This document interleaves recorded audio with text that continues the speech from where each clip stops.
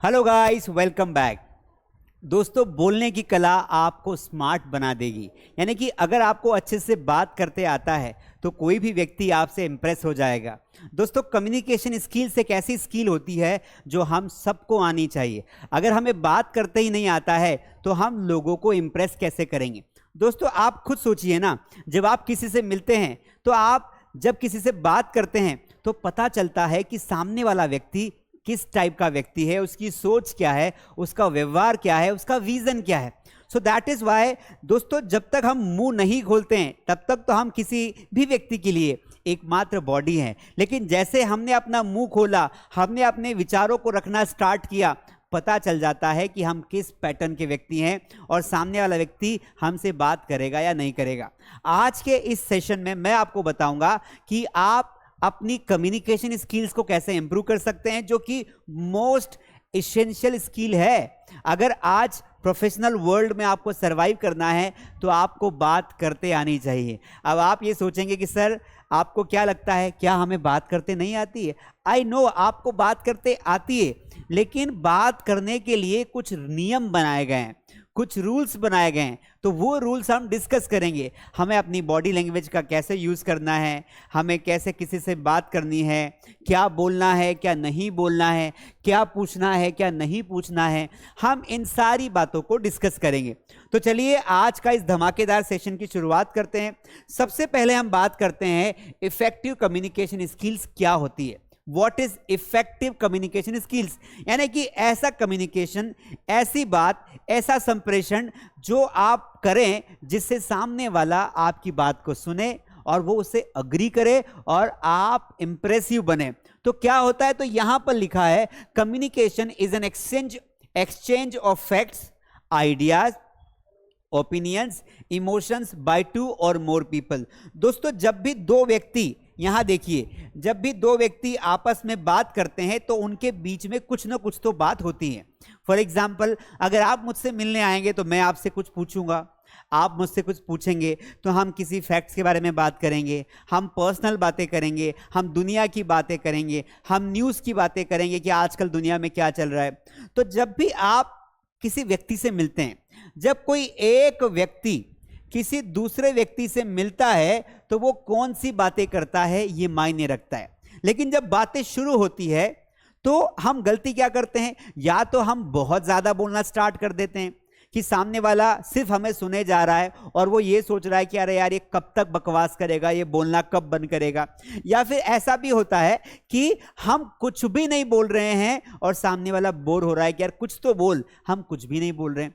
तो दोनों ही सिचुएशन में हमको एक बैलेंस की सिचुएशन बनानी है कि थोड़ा हम बोले, थोड़ा वो बोले, थोड़ा हम अग्री करें, थोड़ा वो अग्री करे, और एक आइडियल सिचुएशन होनी चाहिए जब दो व्यक्ति आपस में बात करते हैं। तो अभी आप किस प्रकार के व्यक्ति हैं ये इंपॉर्टेंट है ना, क्योंकि दो टाइप्स की पर्सनालिटीज होती है। एक होती इंट्रोवर्ट, एक होती एक्सट्रोवर्ट। यानी कि एक होती अंतर्मुखी, बहिर्मुखी। यानी कि एक ऐसा व्यक्ति होता है जिसको किसी से कोई मतलब नहीं है, बस वो खुद की दुनिया में मगन रहता है, वो किसी से बात नहीं करता है। ऐसे व्यक्ति अक्सर कोने में बैठकर रोना रोते रहते हैं, उनको लगता है कि मुझसे कोई बात नहीं करता है।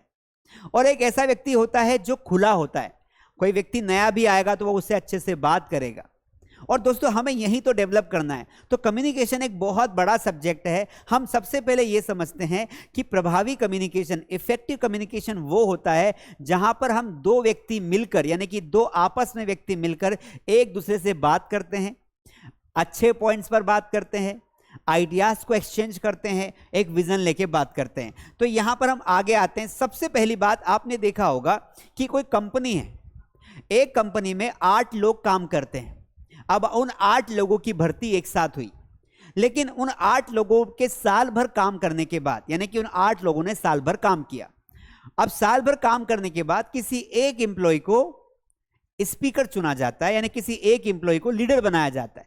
यानी कि थे तो ये 8 लोग, यहां पर देखिए ये 8 लोग थे, ठीक है, ये 8 लोग थे। लेकिन इन 8 लोगों में से किसी एक व्यक्ति को लीडर बनाया जाता है कि भाई ये जो है लीडर है। ऐसा क्यों?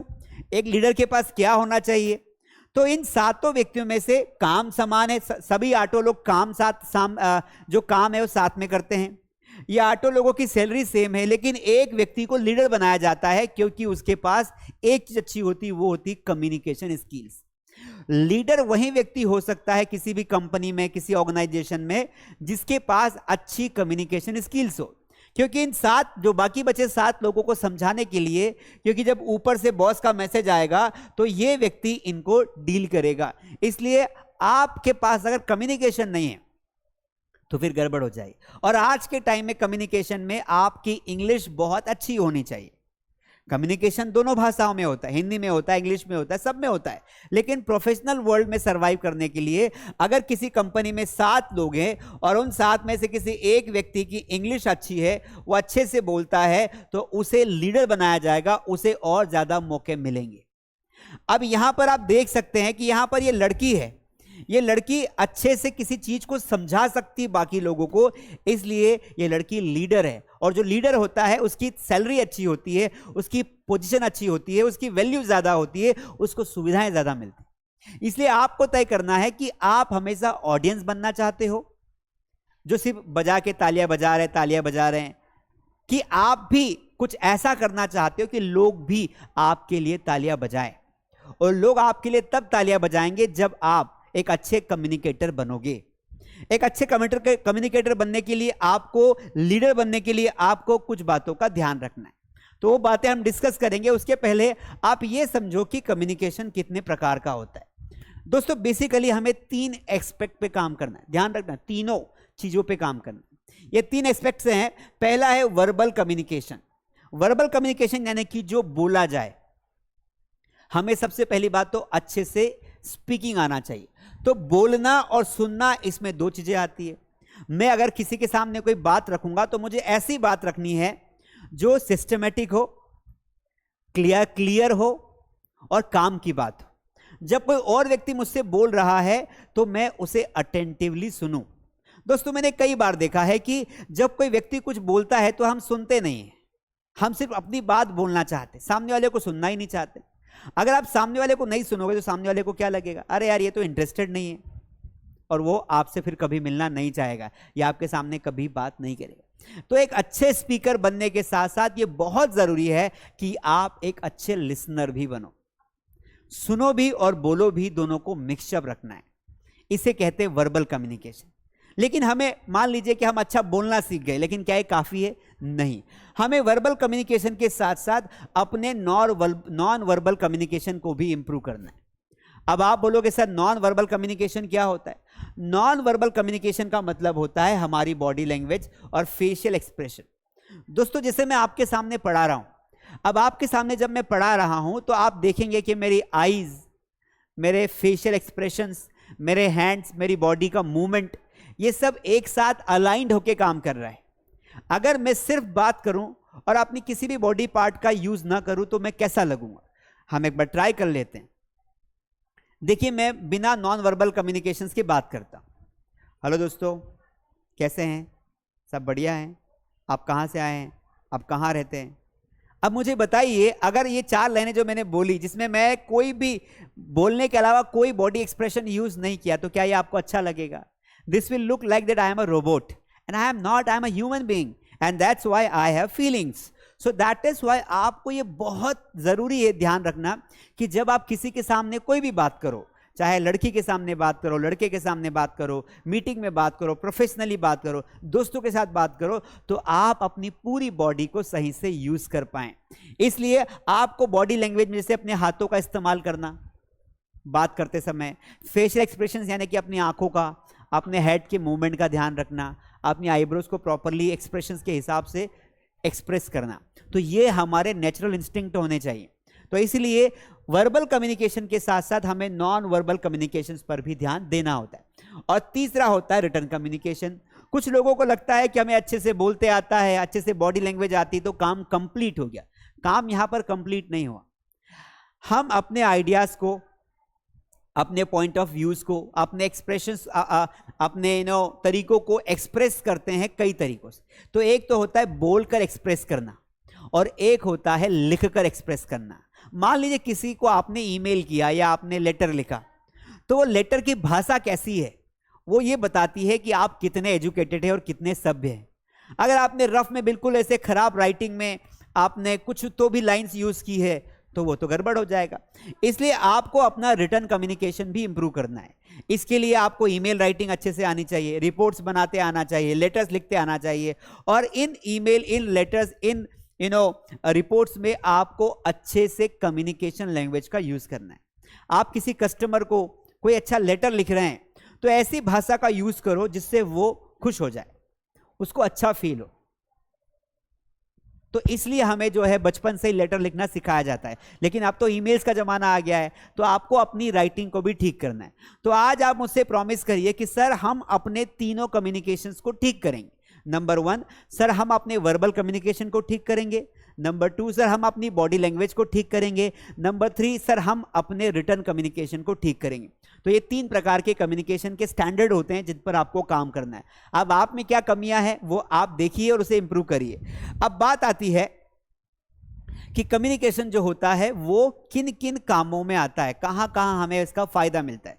मान लीजिए कि हमारा कम्युनिकेशन ठीक है तो सबसे पहला फायदा मिलता है, इट एनहांसेस योर रिलेशनशिप। ये आपके संबंधों को मजबूत करता है।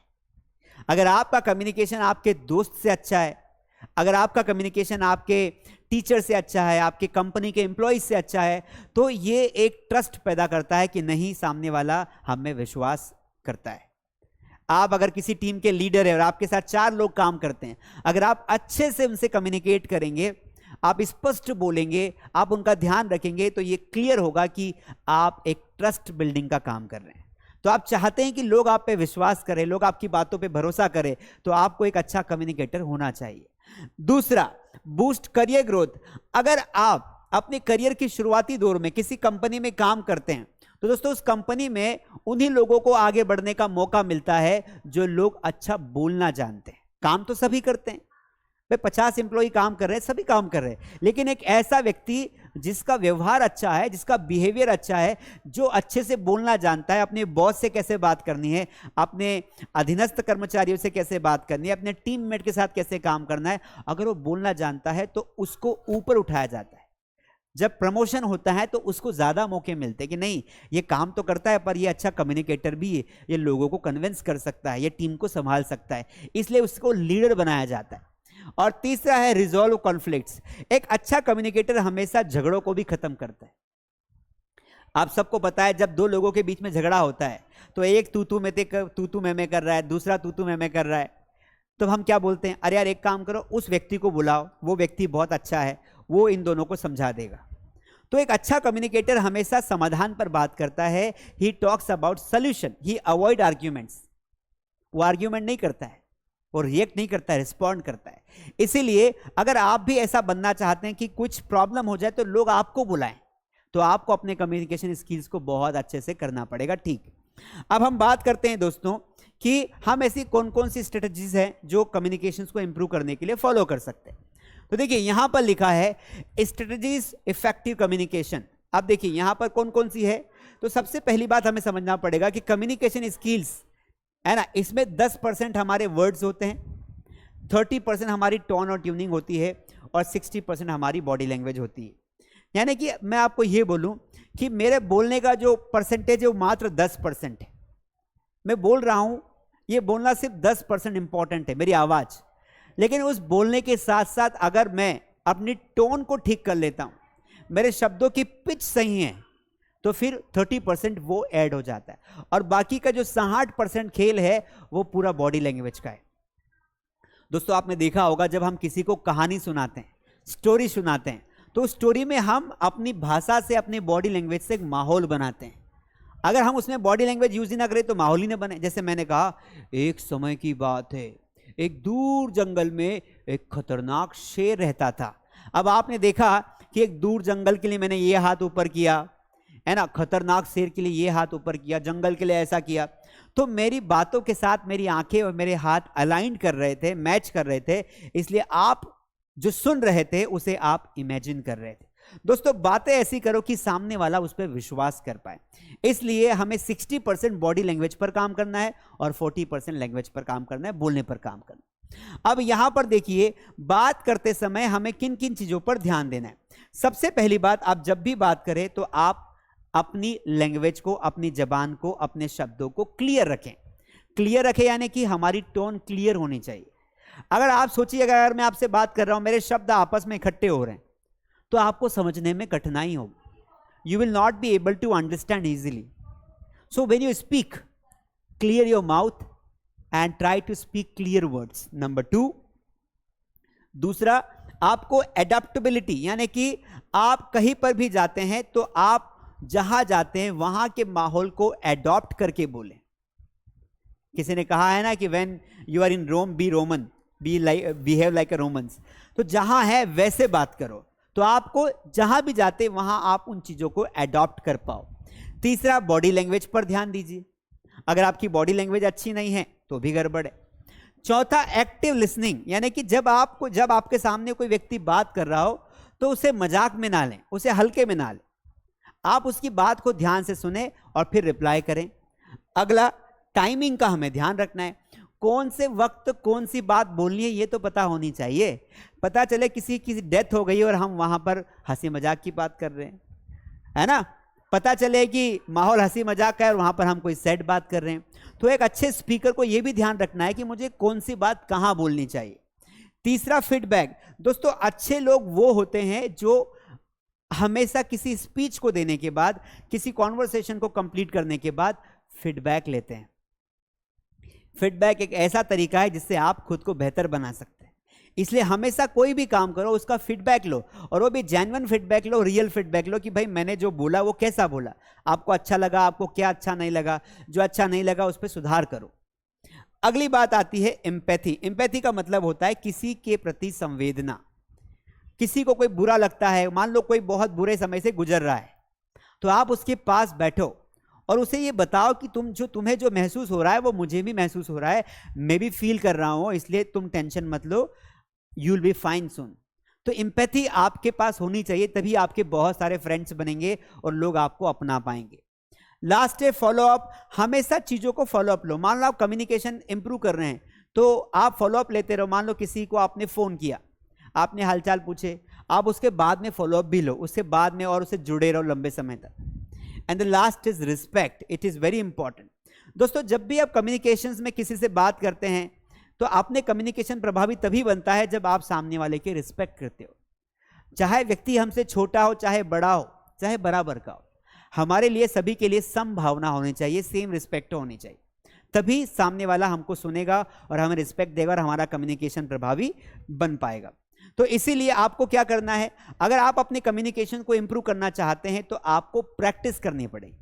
अगर आपको सच में लगता है, आप सीरियस है अपने आप को लेकर कि हाँ सर मुझ में कुछ कमियां हैं, मैं अपने कम्युनिकेशन को इंप्रूव करना चाहता हूं, तो कुछ चीजें आपको करनी पड़ेगी। एक तो क्या करना है कि प्रैक्टिस करनी है रोज। इसलिए एंगेज इन कॉन्वर्सेशंस।